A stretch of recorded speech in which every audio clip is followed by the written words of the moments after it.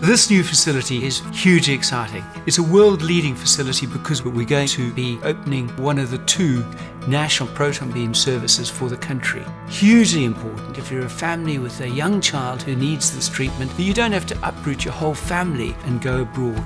It's been a huge joint project from many, many people, clinical teams, operational teams, building teams.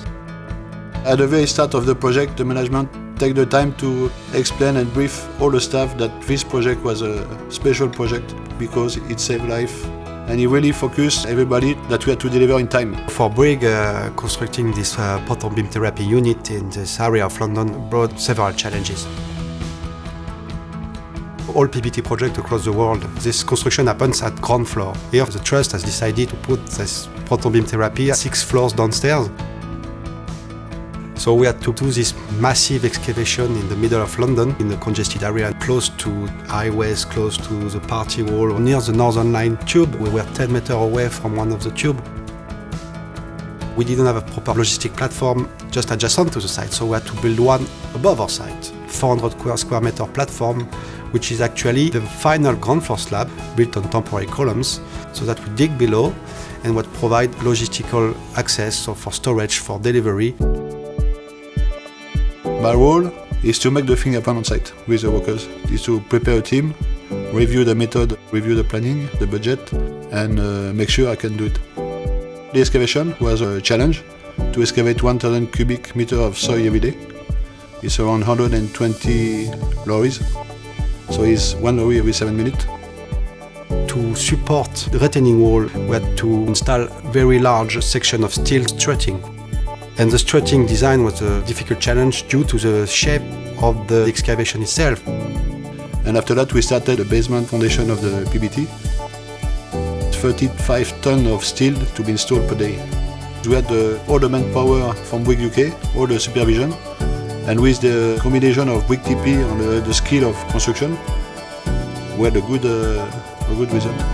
This proton beam therapy structure is close to the nuclear construction to protect from radiation. Those walls are roughly between 2 and 4 meters thick, as a slab as well.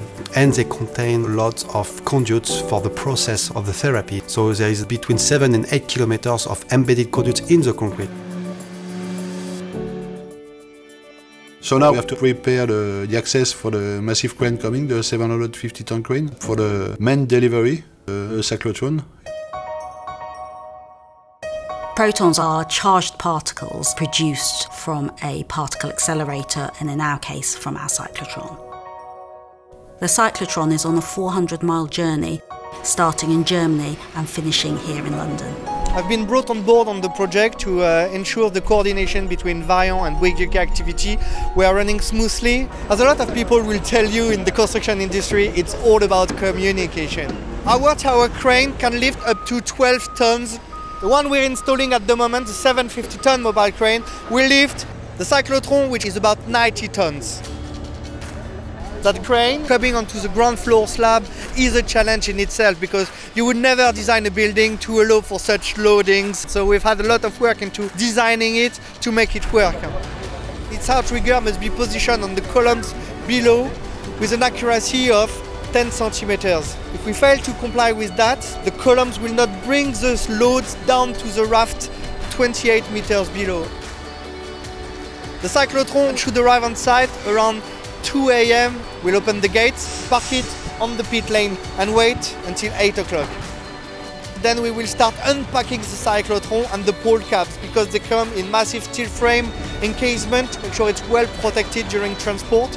And then it will take the whole morning to get them ready for lifting. Cyclotron hatch is 4.8 meters square. The cyclotron is 4.5 meters wide. So we've got a bit of wiggle room, but not that much. The cyclotron epitomizes the proton beam arrival. This is a fantastic moment. We've been working many years to get to this point, and it now feels that the end point, i.e. patient delivery, is tangible and will happen in 2020.